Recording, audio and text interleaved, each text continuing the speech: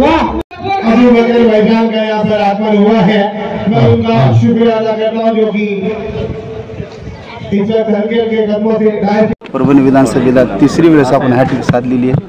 साहेब, ही स्पर्धा आदरणीय अबूबकर साहेब आणि सय्यद कादरजी यांनी भरवलेली आहे। अतिशय मोठ्या प्रमाणामध्ये आंतरराष्ट्रीय दर्जाचं सुद्धा इथे मैदान करण्यात आलं। काय सांगाल साहेब आपण इथे आले? सय्यद कादर साहेब असतील, हे सातत्यानं समाजकार्यामध्ये व्यस्त असणारे व्यक्तिमत्व आहे।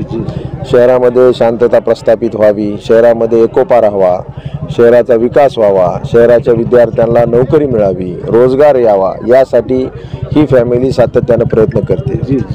तुम्ही पाहिलं असेल की शहराच्या विकासासाठी मोठ्या प्रमाणात त्यांचे योगदान असते। कोणत्याही जाती धर्माचा काही कार्यक्रम असेल तर सर्वप्रथम ही फॅमिली पुढे असते।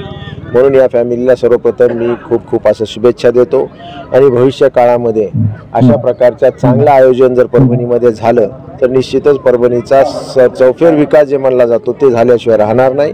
भविष्य काळामध्ये सुद्धा आम्ही सर्वजण मिळून आरोग्य क्षेत्र असेल, रोजगाराचं क्षेत्र असेल, लोकांना न्याय द्यायचं कामच आमच्या या निमित्तानं होईल। साहेब, क्रीडा आणि सांस्कृतिक नगरी परभणीचे आहे। आपण सुद्धा मागच्या 10 वर्षात या क्षेत्राला पुढे नेण्यासाठी भरीव काम केलेले आहे। रेवाल चालसारखी ही घोडेस्वार स्पर्धा आंतरराष्ट्रीय स्तराची होत आहे। मराठवाड्यामध्ये अशा स्पर्धा घेण्यासाठी शासन स्तरावर सुद्धा आपल्या वतीने प्रयत्न केला जायचा।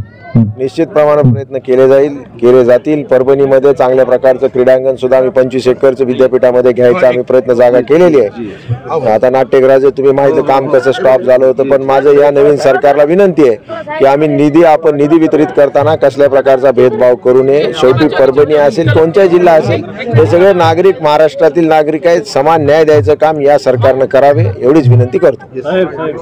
विधानसभेचा निकाल लागलेला आहे। इथले जे प्रतिस्पर्धी उमेदवार होते त्यांनी आज असं बोलले की ही जी निवडणूक आहे विकासाच्या मुद्द्यावर नसून वोट जिहादच्या मुद्द्यावर निवडणूक लढलेली आहे।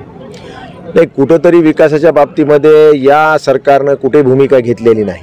तुम्ही पाहिलं असेल, महागाई असेल, बेरोजगारी असेल, शेतकऱ्याचा प्रश्न असेल, हे कुठेही विषय यांनी बाहेर नाही आणता फक्त पोलरायझेशन करून एक ज्याला प्रकार ध्रुवीकरण करायचं, काहीतरी घोषवाक्य तयार करायचं आणि ते जनतेमध्ये पसरवायचं काम या सरकारनं केलेलं आहे। या सरकारनं दिशाभूल करून हे बहुमत प्राप्त केलेलं आहे। मी कालच आपल्याला बोललेलो आहे आणि यामध्ये मोठ्या प्रमाणात ईव्हीएमचा सुद्धा हात असू शकतो अशा प्रकारची शंका मी नाही तर जागतिक स्तरावर लोक घेत आहेत। जे पाश्चात्य देश आहेत तिथं सुद्धा ईव्हीएम मशीने बंद करण्यात आलेल्या आहेत। आमची सातत्याची मागणी आहे की तुम्ही बॅलेट पेपरवर इलेक्शन घ्या, निवडणूक ही बॅलेट पेपरवर झाली पाहिजे। तर बॅलेट पेपरवर ही निवडणूक का घेत नाहीत हा सगळ्यात मोठा मुद्दा आहे। धन्यवाद।